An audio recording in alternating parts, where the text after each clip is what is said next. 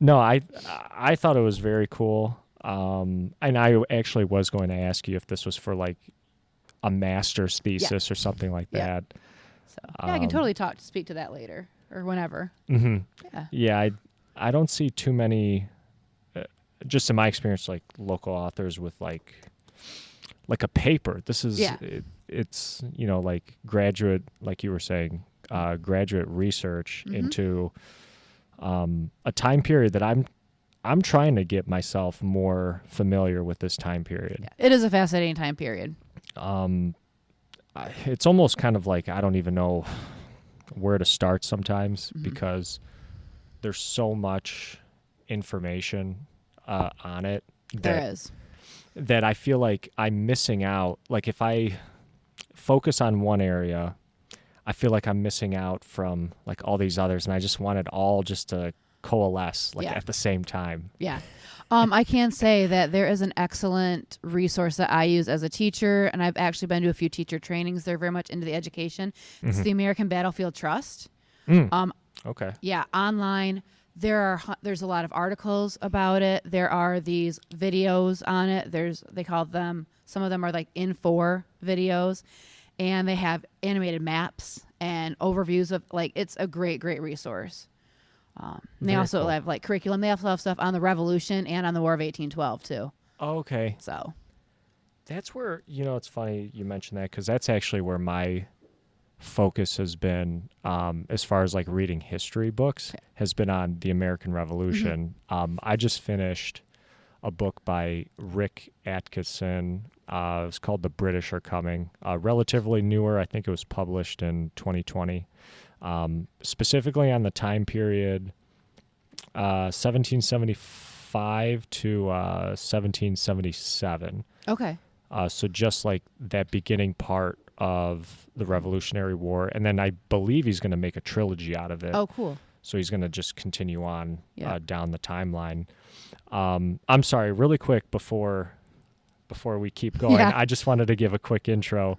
Hi, everybody. My name is Chris. This is Chee-Tash, and I'm here with a very special guest, Erica, and I hope I pronounce your last name right. Is it Emelander? Yes, that was actually it. Is it? Yeah. Okay.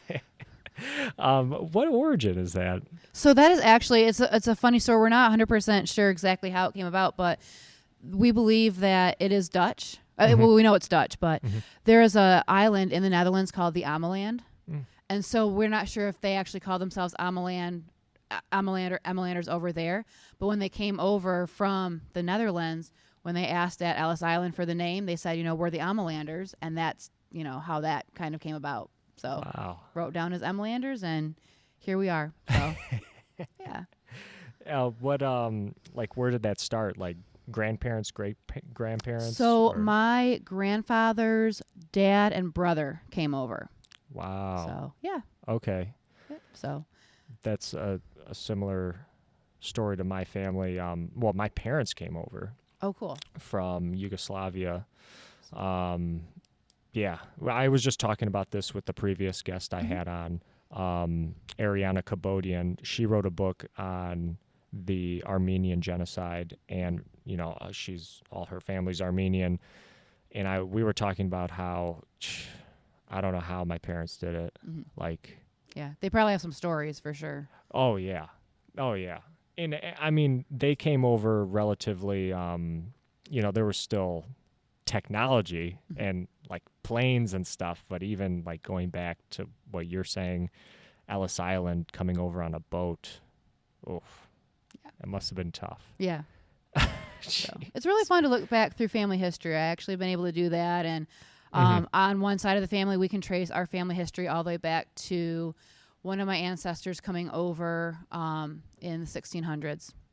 Can actually look up the ship's log and see his name on there.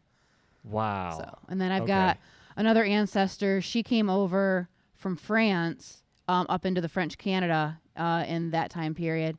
And she came over with a group of women called the Queen's Daughters, who were basically sent over here to marry the fur traders so that they could actually get the colony going and not just have fur trading posts, but actually have a community.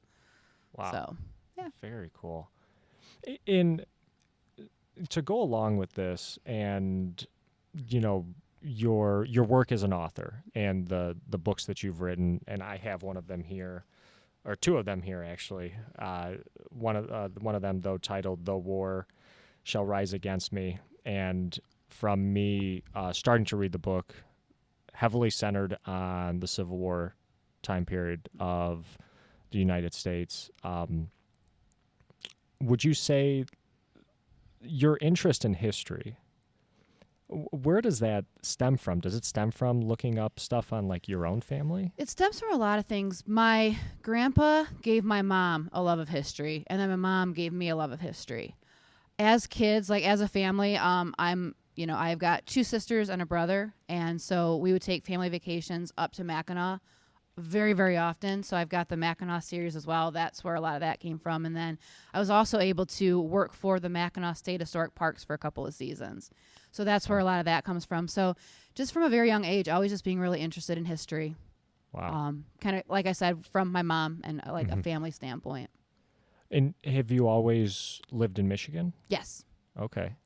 And Grand Rapids area? Correct. Is that right? Yeah. Okay. So a little town just south of Grand Rapids, Byron Center is where I grew up. Okay.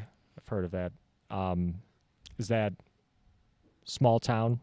Not It was. It's getting a lot bigger now. Oh, really? It's not far from where the Metro Hospital is in that Grand Rapids area. So the area is really getting a lot bigger. Mm-hmm.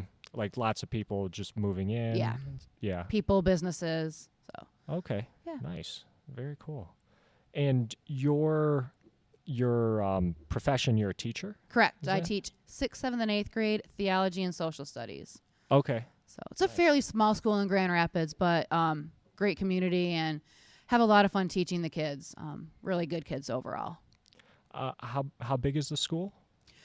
We have one grade or one class per grade, with the exception of kindergarten. Uh-huh. We go all the way down to 1-year-olds, all the way up to 8th grade, and there's probably an average of 25, 26 kids per grade. Okay. So on average. Yeah. So. And like as far as like your class sizes, what are we talking? I've got a class of 19, a class of 23, and a class of 30. Okay. So. Okay. Do you find, is the class of 30 like more challenging because there's more of them compared to like the 19? It gets its own challenges, but also because it's the 6th grade class, so they're still trying to figure out middle school. And so that kind of presents its own challenges. But, overall, and also the class of 19 is my 8th graders, so I've had them for 3 years. So they know me, I know them, and we kind of understand each other a lot better. Oh, okay. So. Yeah. And I really enjoy being able to have kids 3 years also. You really get a chance to build some really good relationships with them. That is a great point. I'm just thinking back to my middle school years, and I didn't have that. I had different teachers each 6th, 7th, 8th grade. Yeah. Now high school was where I would have the same teachers like sophomore, junior, senior year. So I did kind of develop a relationship with some of my high school teachers. And I guess with sports too, like you play a sport and you have like your same coaches all throughout high school. And that definitely helps once you get to be like a senior and you're familiar with the whole system, and now you can help the incoming freshmen go along with things. Because you coach as well, right? I do, yeah. I actually just got done coaching 5th grade volleyball. I've coached basketball in the past, and then I also coach at the local Catholic high school that my kids feed into. I coach softball there. So Grandpa's Catholic Central. So that's a busy. Very busy. Wow.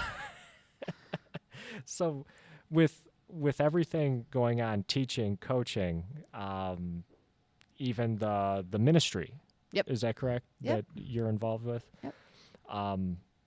How does this book series come about? On like starting with The War Shall Rise Against Me and your Mackinac series. Yep. So writing is something that I love doing. So I carve out time to be able to do it. The first book, the Gettysburg book, came about from a family vacation. We took a family vacation out to Gettysburg and learned the stories of some of the individual civilians, specifically one of the main characters in the book, Jenny Wade. So she is an actual historic figure. And I heard her story, And I wanted to learn more about her story. And I learned best personally by reading historic fiction. And so I was just looking at other books, and there just was nothing with her featured very heavily. There's a couple of them that mentioned her, but then I was in the middle of college, and I'm like, you know what? I'll just do it myself.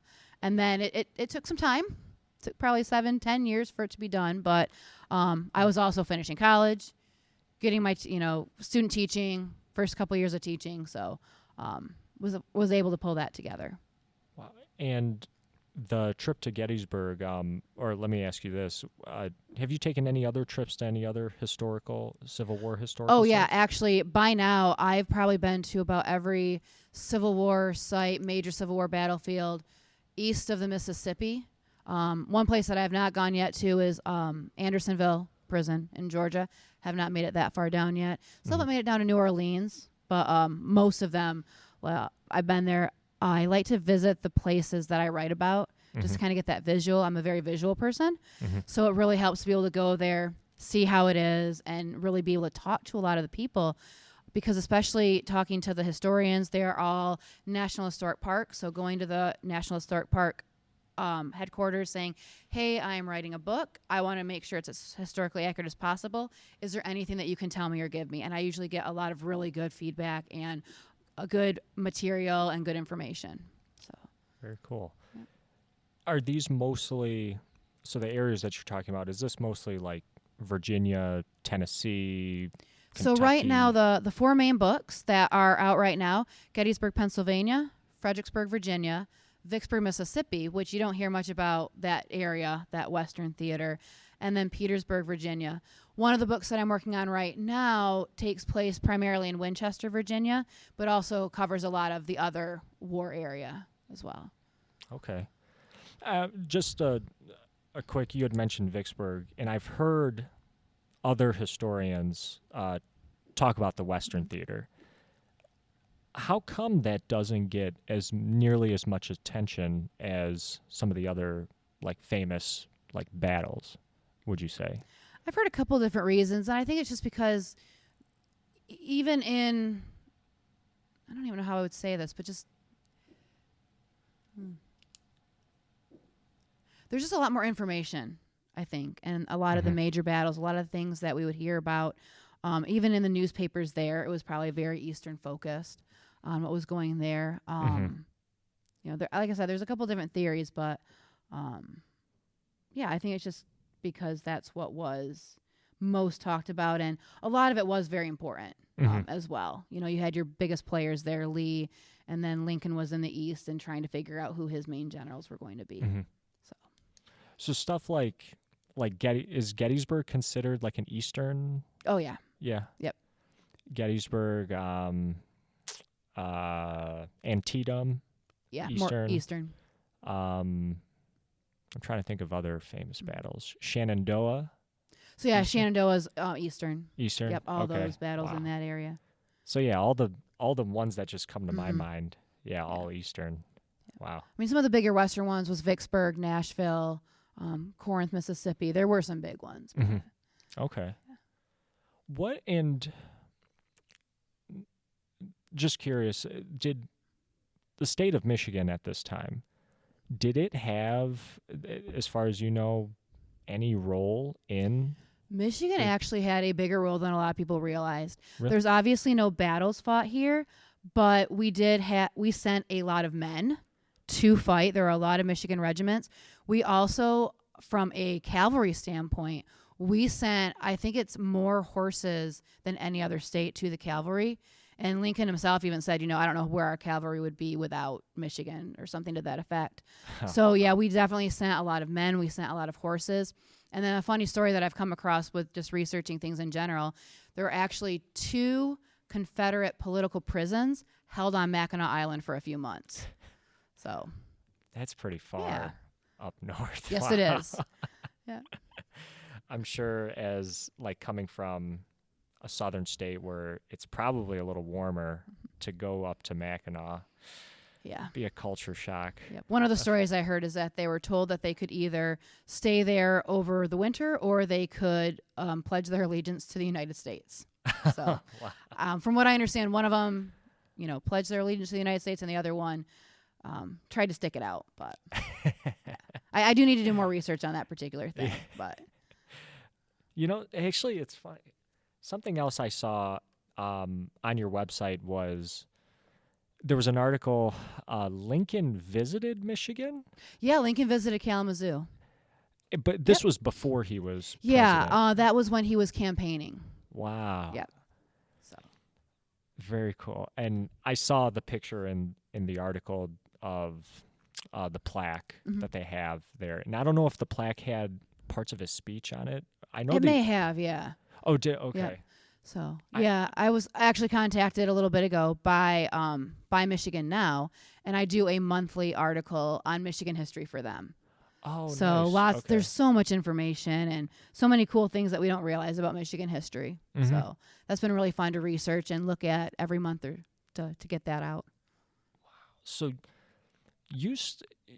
is the plan for your book series to just continue on this topic of the Civil War? I've got notebooks full of ideas. So I've got some other Civil War plans for sure. And a lot of the characters in the existing books, I always feel like they need their own story. So I've got a lot of ideas on Civil War. I'm just finishing up a 4-book Mackinac time travel series.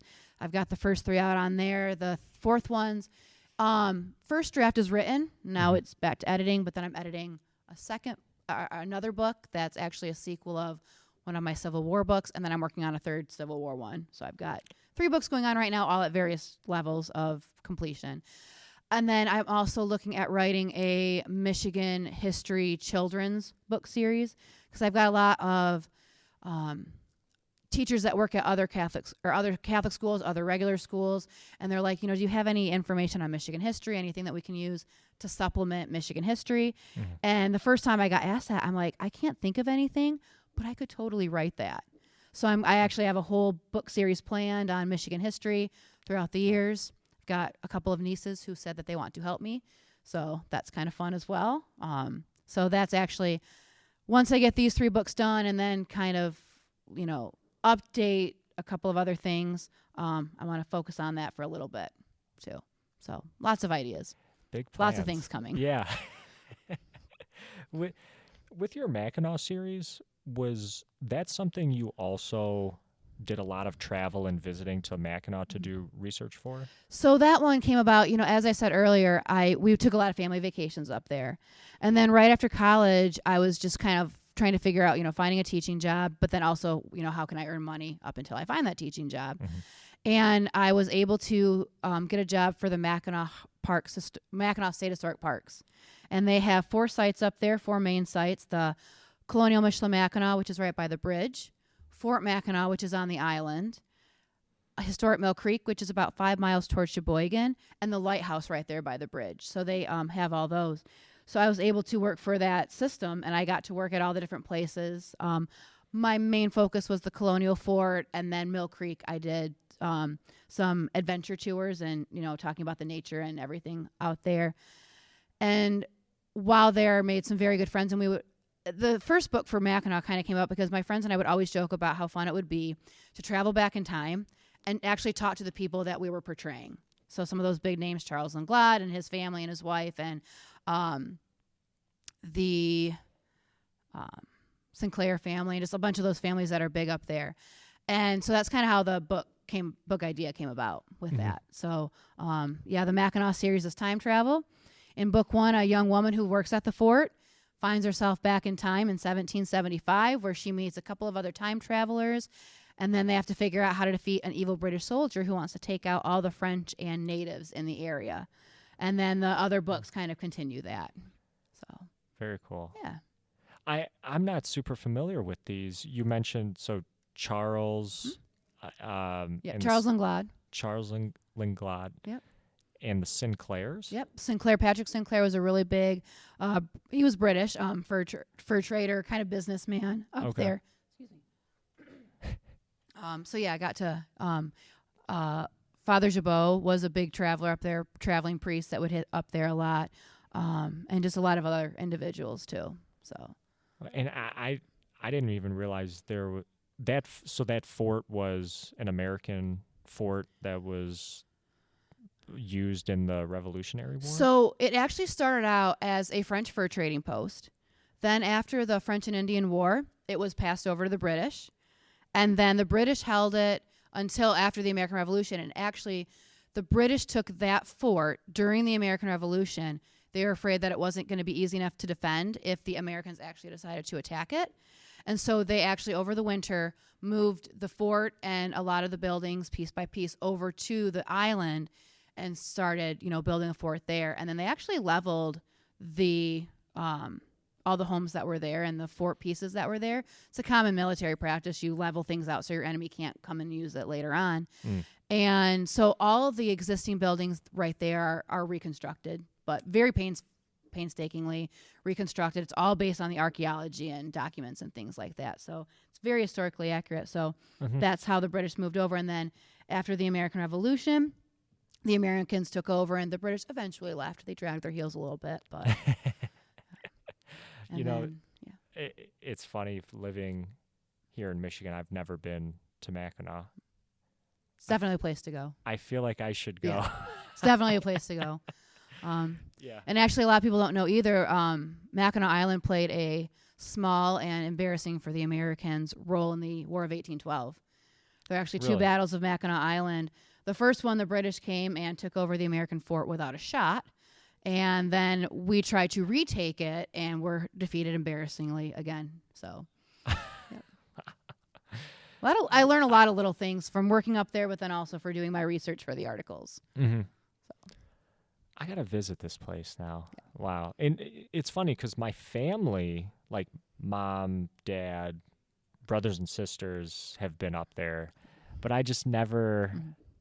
I don't know. I didn't go with them for some reason. It's a great place. And, everyone talks about the fudge up there, and it is as advertised. It's very good. My favorite place to go is Joanne's, but the other places are very good as well. What is the deal with, how did that do you know how that got started up there? So from what I've read, in the late 1800s, early 1900s, a lot of people were starting to travel to different places. Cars were in use, and so people were able to get to different places. There's actually a train that did go all the way up into Mackinac City, and so Mackinac became a little bit of a tourist destination. The area by the lighthouse was actually a camping area. You could just drive up your car and park and camp and hang out there. And so I think through that tourism, the fudge kind of came about from that. I wish I knew more about. I should actually research that a little bit more about exactly how. I think it was Murdoch's was the first fudge shop in that area. But what about year is this around? So late 1800s, I think like 1890s through like the 1910s, 1911s is kind of when all that was starting, and then tourism just never stopped, just kind of kept going. So yeah, one of the Mackinac books that I'm working on right now takes place in 1918. So that's kind of I have a better picture of that particular area. Okay. But I'm trying to picture 1918. Yeah, so pre, Roaring 20s. Yep. Pre-Great Depression. Yeah. We had just gotten into World War I. Right. Yep. Yeah. And then the Spanish flu is actually going to come through around that time period as well. I forgot about that. Yeah, we forget about that too. So yeah, those two things kind of coming right on each other. So. Wow. Yeah, and then prohibition is going to come right after that. Michigan, actually, we were the first ones the first state to prohibit alcohol, prohibit the sale of alcohol. Yeah. Okay. And there was a lot of bootlegging coming in from Canada. Oh, wow. Yeah. I was just listening to somebody.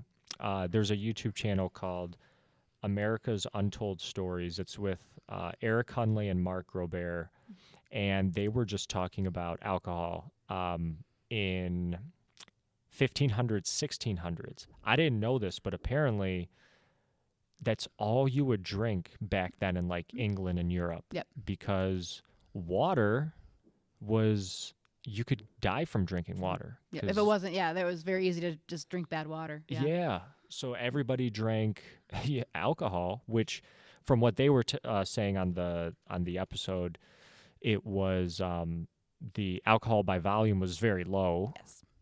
Until there was this guy, I believe it was a German guy who translated Egyptian texts on distilling perfume.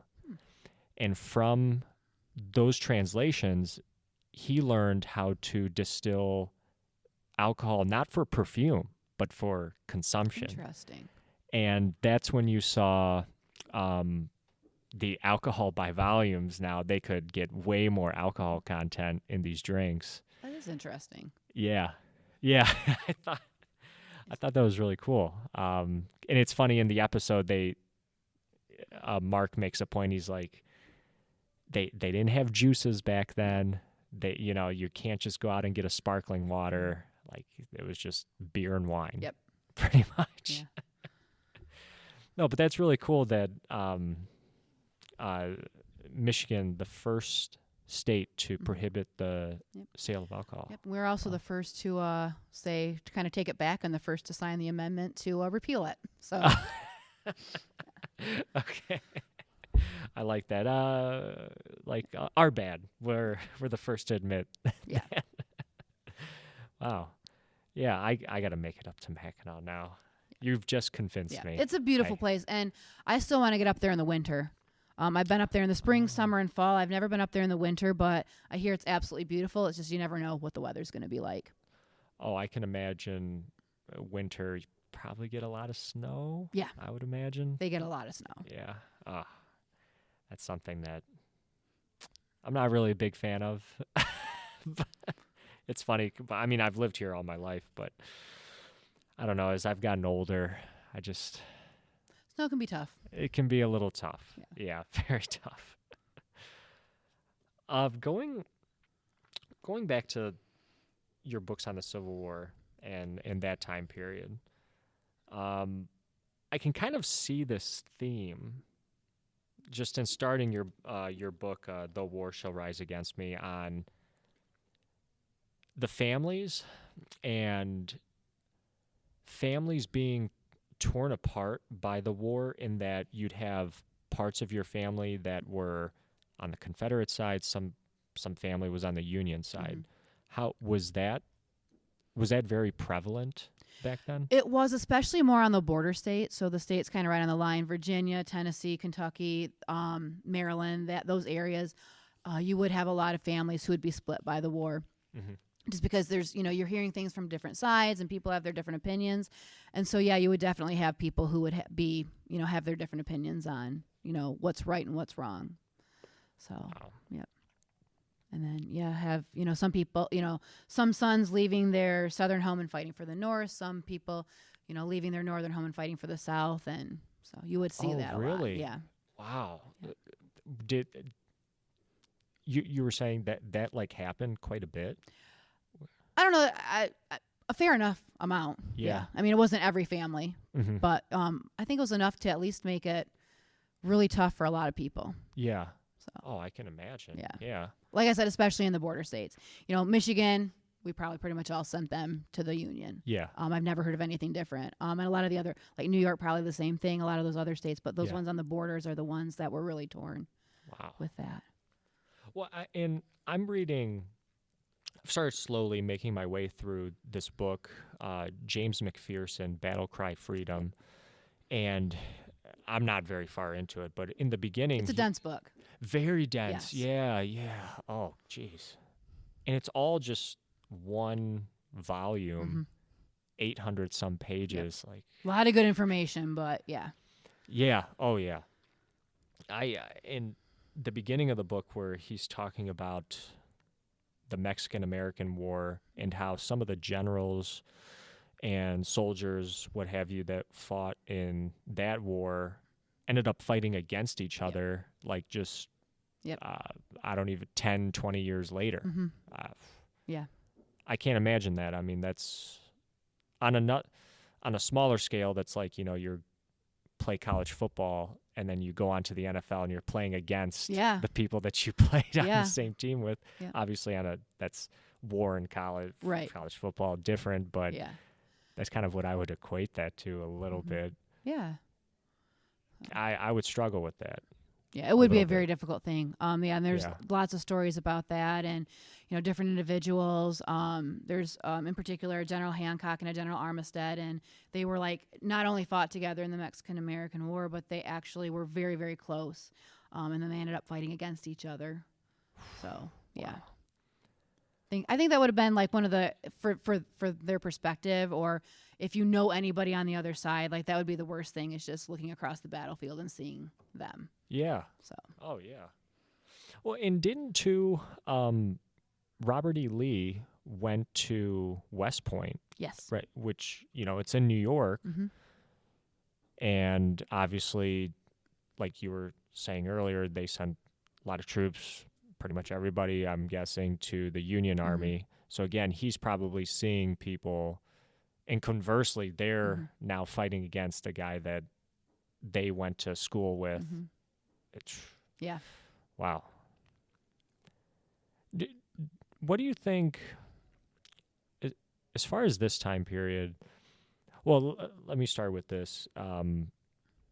As far as like in your classes with your students, do you go over the Civil War a lot in Yeah, school? actually, I'm able to spend a fair amount of time on it actually, Yeah. and yeah, we do go into the depths and kind of looking at it from both perspectives and Hmm. looking at a lot of different aspects of it. Wow. So That's really cool. yeah, Is it? Do you find our kids interested, disinterested, kind of? it depends on the kid. Yeah. And I've actually had a young woman. She's a senior in high school now, and I still see her occasionally, and she goes, I don't really like social studies, but you did make it a lot of fun, so I did like the class. So I'm like, I thought that was like a really good compliment. I Yeah. really like that she said that, but I Hmm. think social studies is definitely something that you can make fun. Hmm. History, social studies, you can make it fun. You can make it educational. Um, Hmm. you know, right now I just started the American Revolution with my 8th graders, so they're basically getting identities, Hmm. and it's kind of like a choose your own adventure.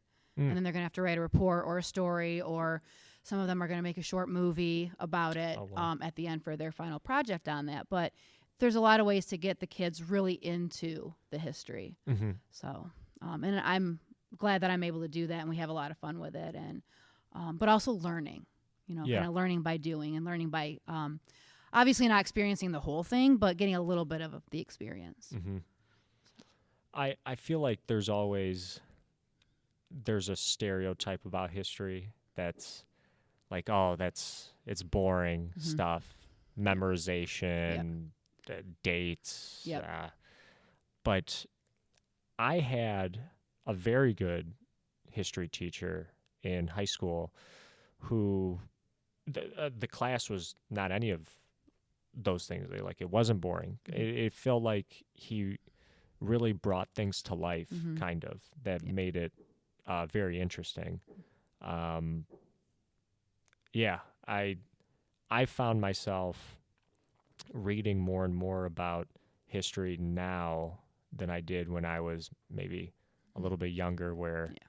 I just thought, oh, why should I read about this? Mhm. And that's kind of why I read history, is what I can kind of learn from it, Mhm. learn lessons from it. Yep.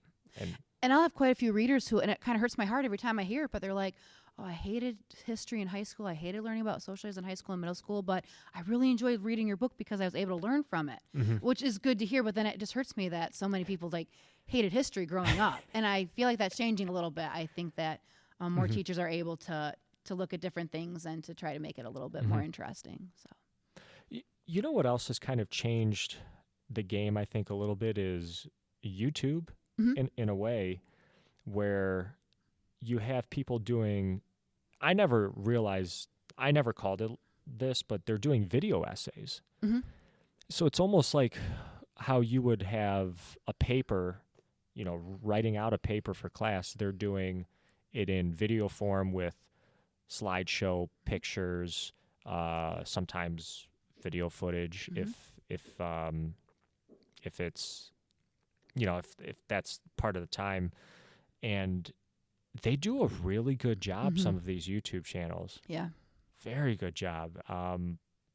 I was I've been trying to do a little series on a gentleman that I interviewed, Russell Doré, who wrote a book on the founding of the big three Oh, automakers yeah. in Michigan. Yep. And I probably I don't think I do that great of a job with it. I can do so much better, but I'm trying to, you know, give back in a way. Maybe, I don't know if that's a good way to say Okay. it. Like, hey, here's what I learned from this book. Hopefully you can Right. learn Yeah. something from it too. Yeah. Hopefully I've been doing a good job with that, but I'll let the comments and then Yeah. my likes and dislike ratio Yeah. decide that. Let's talk about this book that I have here. Yeah.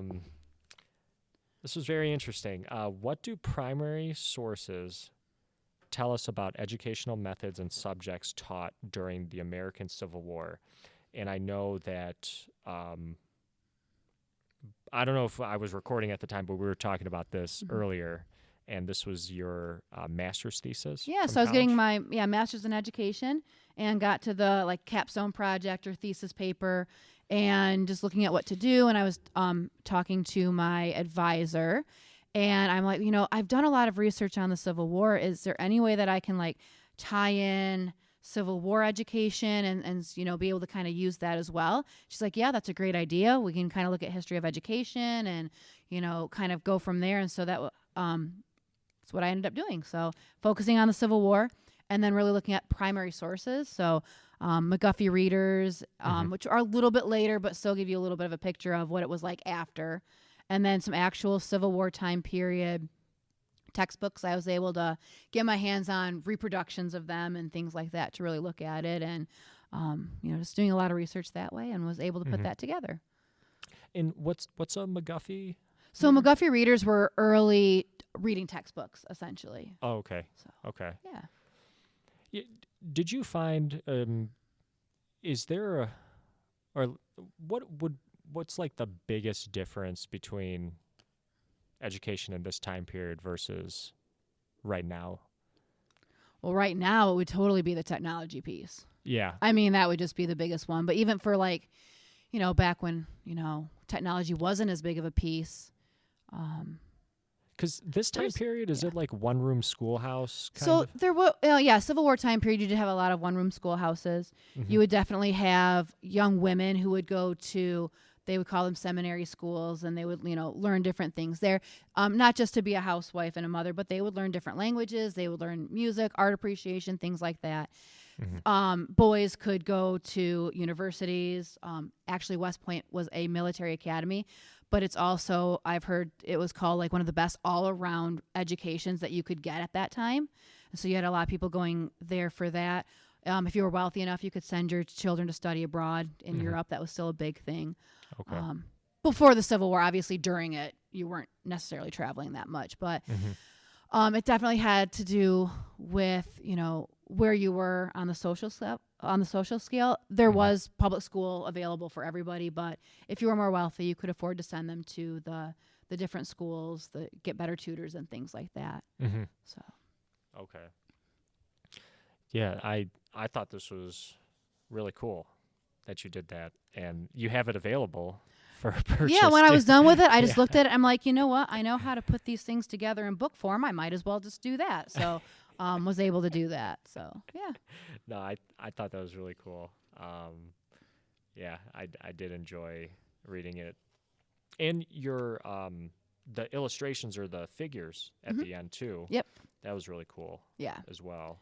I try to put at least some images in all my books. So, or usually at the end, and of people that were there, some of the locations. So, yeah. And that, in the other books, because you have maps and stuff. Yep. Like in this book.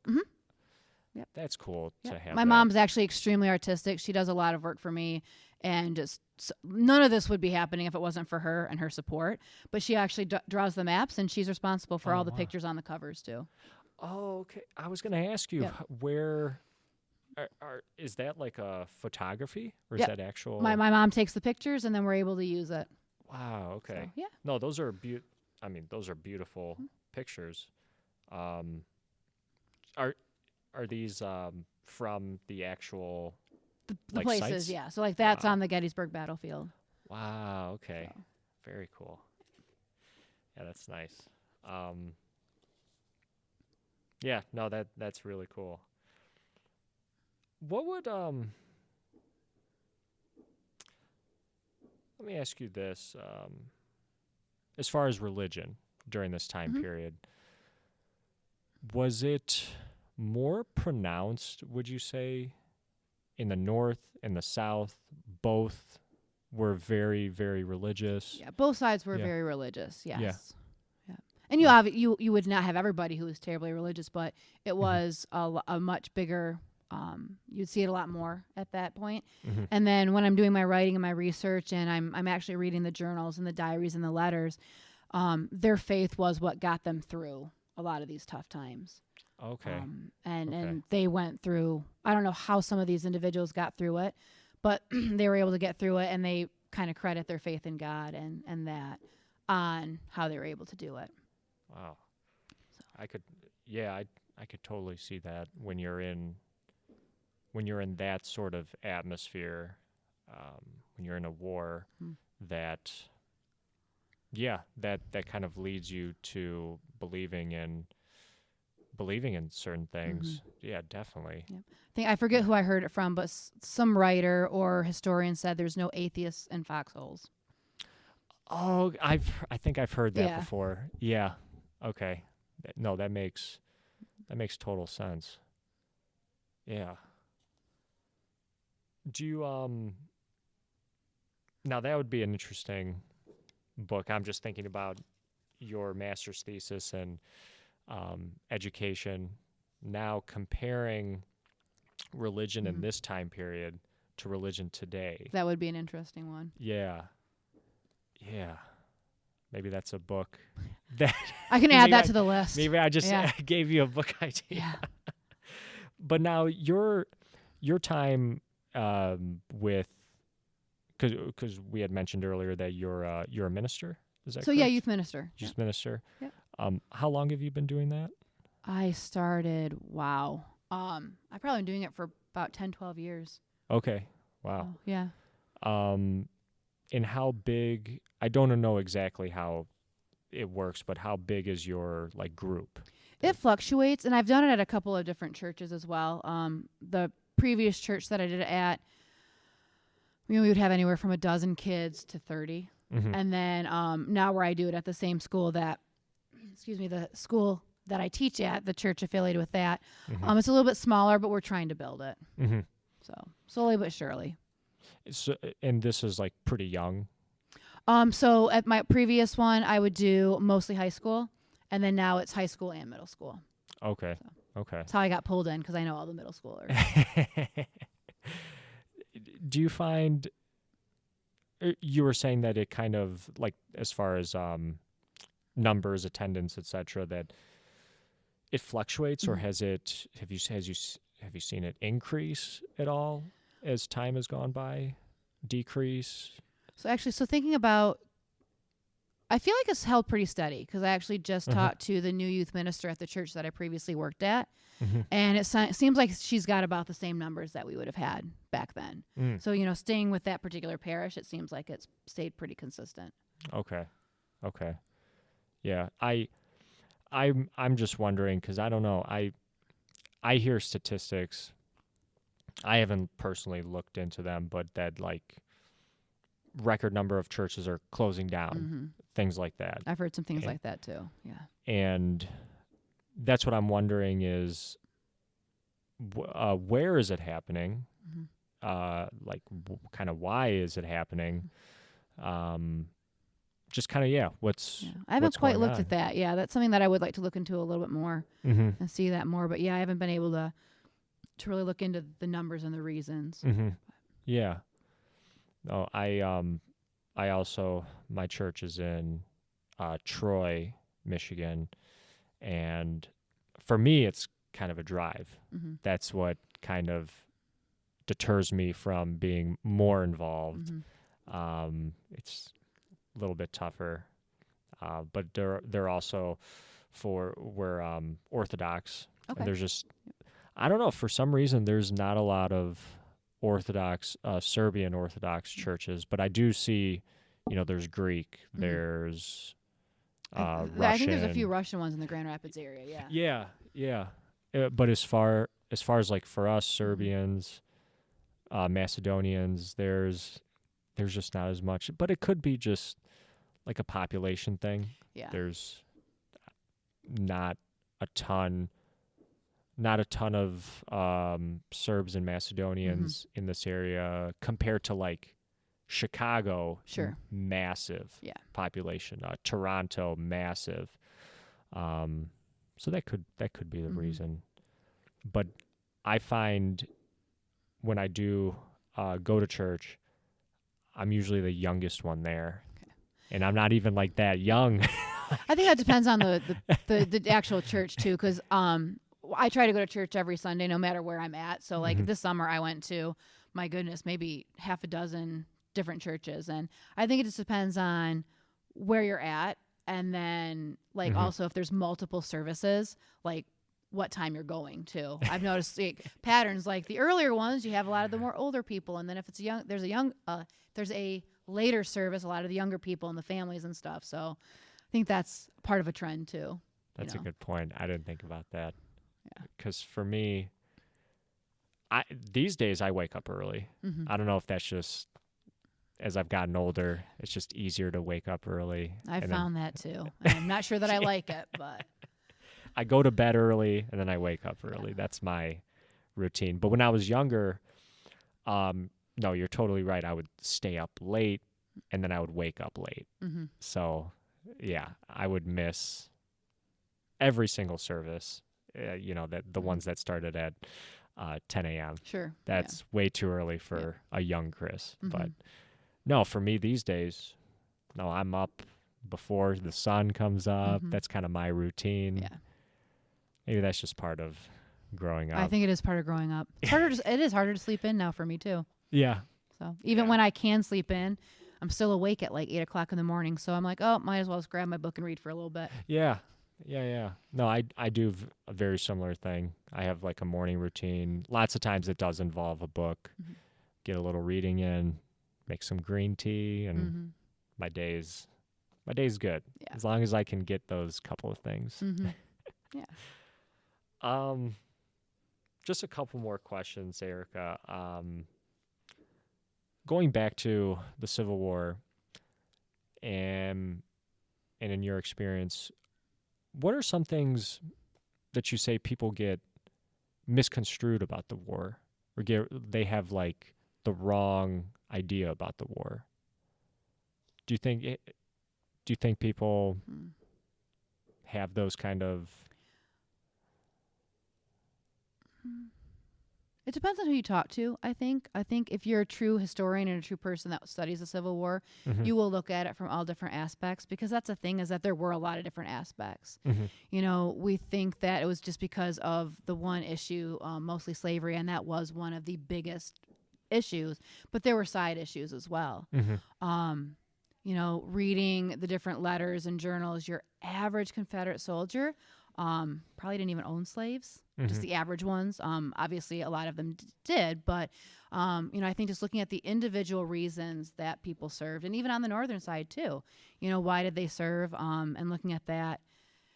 And then I think just the different aspects of it, just really looking at it from all the different perspectives, Mhm. from the perspective of the slaves and the blacks, and, the perspectives of the northerners and the southerners and the women and the children. There's just a lot of different ways to look at it. Mhm. So. Yeah. Um, this is kind of a random question, but you publish your books under the name Marie LaPres. Yes. What is the background Well, on actually, that? my full name is Erica Marie. My middle name is LaPres, and my last name is Emelander. So when I started writing, I'm just like, you know what? I'm going to go with the Marie LaPres.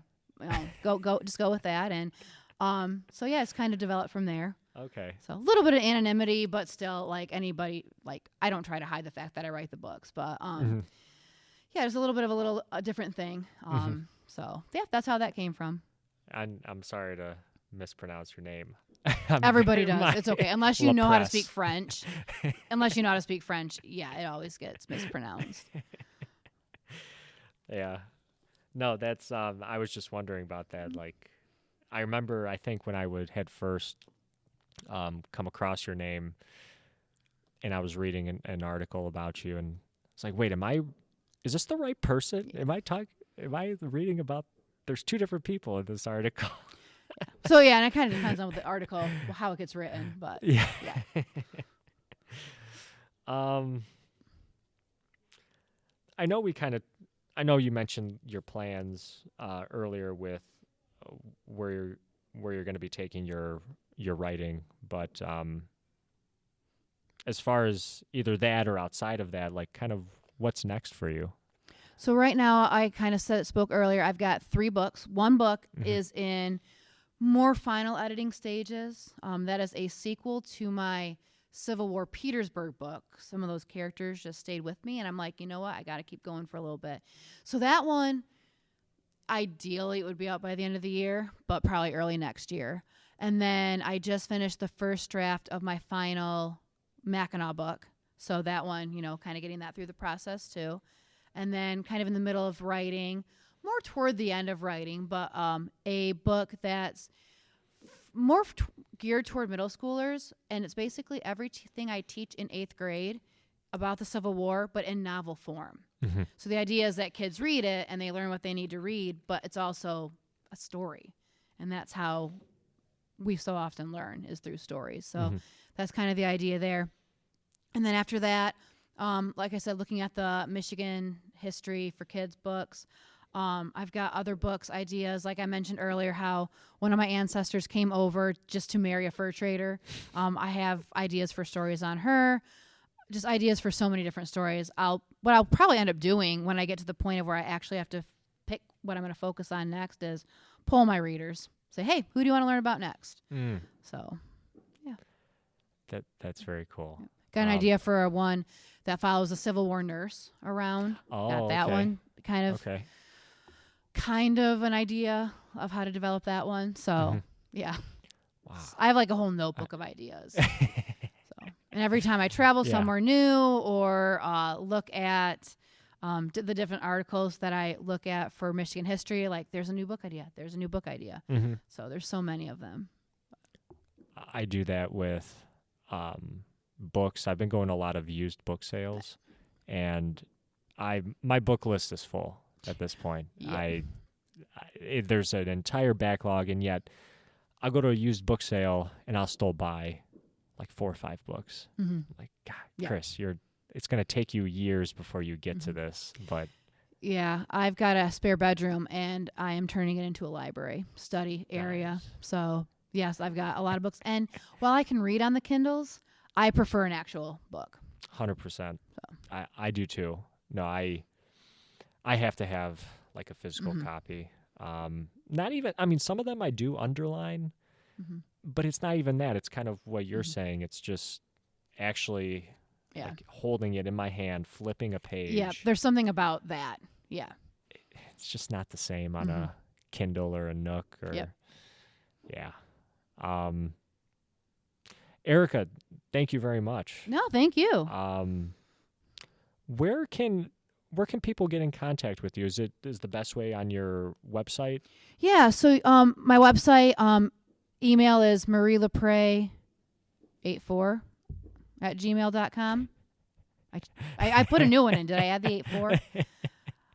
I'll let you know, and you can put it in the show notes. Yeah, for sure. And then they are all available on Amazon as well. But I like when people email me, hey, can I have a signed copy of this one? I actually just got an email last night about, I read these books. Cool. Can I get the next one? And that way I can personalize it and sign it for people. But you can get it from Amazon. I know down in the Grand Rapids area, there is a Made in Michigan store that carries the Mackinac ones. Up north in Mackinac, the Island Bookstore carries the Mackinac books. Oh, wow. So kind of hit and miss. I've got my books in a few stores out in Gettysburg. But consistently email me or Amazon. Is always an option. And they are available on Kindle as well. For the few crazy people that... Yeah, for those that prefer that. Yeah. Are you on any social media? Yep. Instagram? Facebook, Instagram, Goodreads. Okay. Our main ones. I have a Twitter, but I can't remember last time I tweeted Oh, okay. anything. I'll have to tweet at you. Yeah. Yep. So, but yeah, my main ones are Facebook and Instagram. Okay. So if people want to connect, Yes. I'll include a link to your site. Perfect. I'll include your email as well, your social media links as well in the description of this episode. And yeah, I think that's going to wrap it up. Again, Erica, thank you very much. Yeah, thank you For doing this on a day that you're doing a festival too. If people Yes. don't know. Again, shout out to Mom for watching the booth while I'm here. Yeah. No, I sincerely appreciate it. This was a lot of fun. I enjoy talking about this time period. I want to learn more about it. And I really appreciate and enjoy your book. And I can't wait to finish it. All right, very good. So with that, everybody, thank you very much for listening. My name is Chris. This has been Chee-Tash. Take care, everybody.